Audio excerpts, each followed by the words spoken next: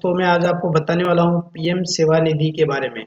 जो भी फुटकर रेडी ठेला लगाने वाले व्यापारी हैं, सरकार उनके लिए लॉकडाउन के दौरान एक बहुत बड़ी घोषणा की है।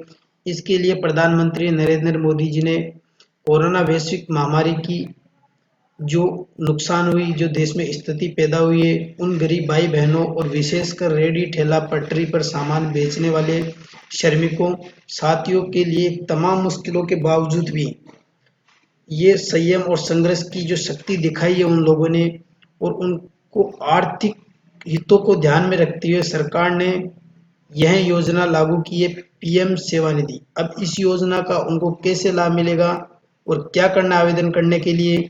तो आवेदन करने के लिए आपको अपने नज़दीकी सीएससी सेंटर या साइबर कैफे या ई मित्रा पर जाना है, और इसकी जो ऑफिशियल वेबसाइट है वो है pmsevanidhi.mohu.gov.in।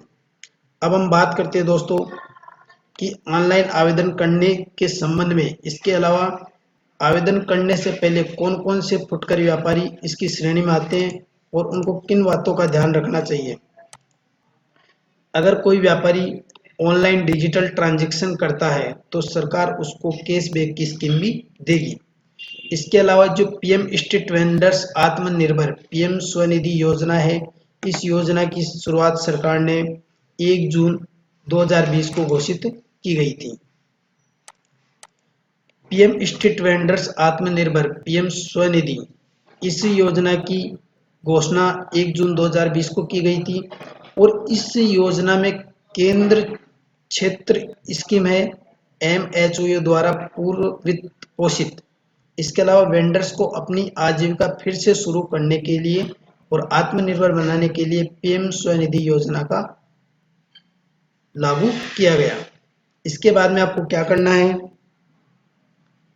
योजना की जो तिथि है वो अंतिम 31 मार्च 2022 तक मान्य होगी। PM street vendors Atmanirbhar Nidhi PM Svanidhi street vendors के लिए एक विशेष माइक्रो एटीएम सुविधा, स्ट्रीट वेंडर्स की क्षमता निर्माण के लिए मॉड्यूल्स है भारत सरकार द्वारा। इसके बाद में हम देखते हैं यहाँ पर कि आपको किस प्रकार से सरकार जो 10,000 रुपये का लोन देगी उसके लिए आपको किस प्रकार ईएमआई देनी है। अब हम बात करते हैं, सबसे पहले अगर मान लो आप 10,001 रुपये का आपका लोन पास होता है सरकार से, तो इसके लिए आपको 746 रुपये का मूलधन चुकाना पड़ेगा और 200 रुपये का ब्याज। इसके बाद में जो आपकी टोटल ईएमआई होगी वो होगी 946 रुपये। जो ईएमआई के आधार पर सरकार आपको ब्याज का 7% सब्सिडी देगी।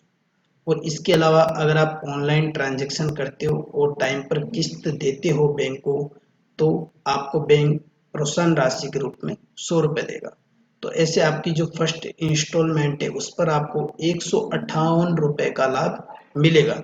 इसी प्रकार करके आपको सभी प्रकार की ये किस्तें चुकानी है, और ये ईएमआई शेड्यूल है इसका। और जो सब्सिडी है वो आपकी कितनी मिलेगी, बैंक से जो प्रोत्साहन राशि वो चार्ट में आपको दर्शाई गई है।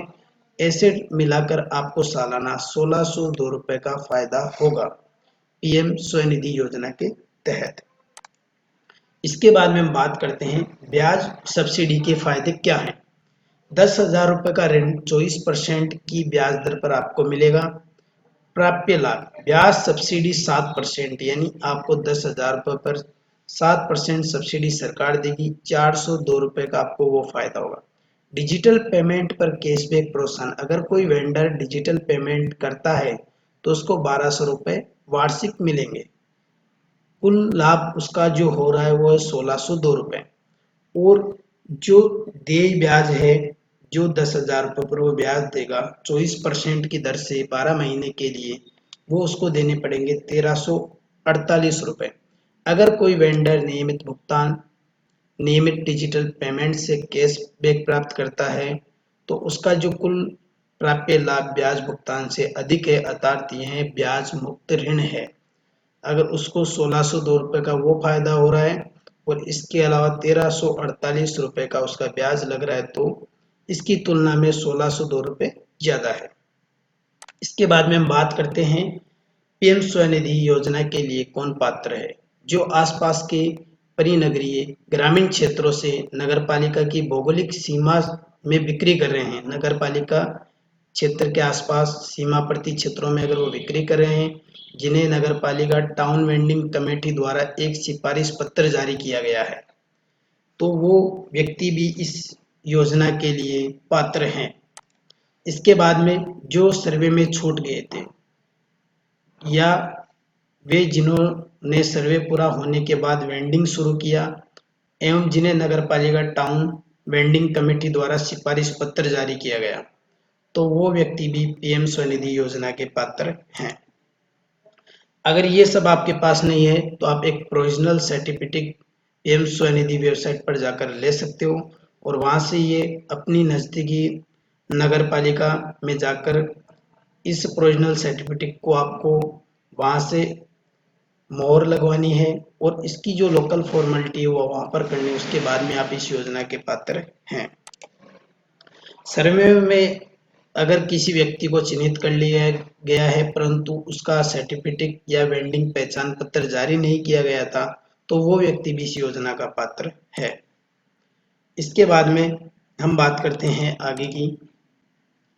इनको टोटल 4 श्रेणियों में विभाजित किया गया था और जिनके पास नगर पालिका द्वारा दिया गया सर्टिफिकेट या ऑफ वेंडिंग पहचान पत्र है वो भी इस योजना के पात्र हैं।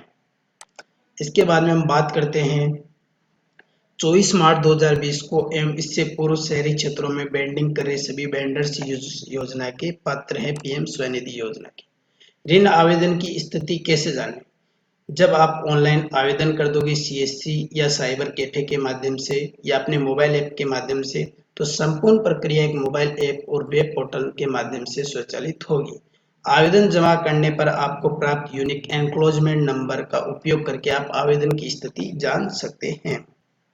इसके बाद में यह योजना उन व्यक्तियों के लिए है जो सड़क पर कहीं अपना फुटकर तरह से जो जीवन यापन करते हैं, व्यापार करके ठेले रेड़ा लगाने वाले व्यक्ति हैं, ठीक है, तो ये सभी व्यक्ति इस योजना के लिए पात्र हैं पीएम स्वनिधि योजना। तो सभी भाइयों से मेरा निवेदन ये है कि आप अधिक से अधिक आवेदन कीजिए और पीएम स्वनिधि योजना का फायदा उठाइए।